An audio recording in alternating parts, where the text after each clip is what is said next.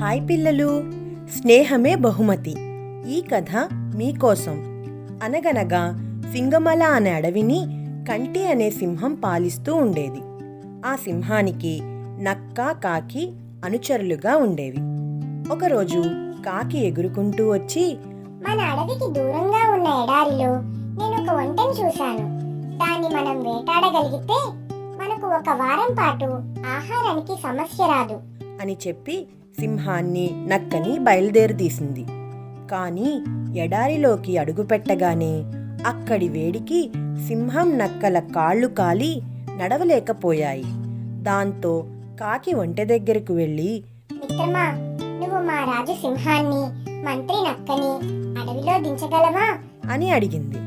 దానికి ఒప్పుకున్న ఒంటె సింహాన్ని, నక్కని మోసుకుంటూ వాళ్ళ స్థావరానికి తీసుకువెళ్ళింది.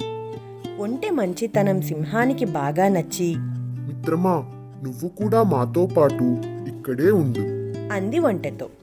సింహం మున్నపళంగా తీసుకున్న ఈ నిర్ణయం నక్కకి, కాకికి బొత్తిగా నచ్చలేదు. అవి ఓ ఉపాయం పన్నాయి. మహారాజా, కాళ్ళు కాలడం వల్ల మీరు ఇప్పట్లో వేటాడలేరు. మీరు ఆకలితో ఉండటం మేము చూడలేము. కాబట్టి మమ్మల్ని తినండి అన్నాయి.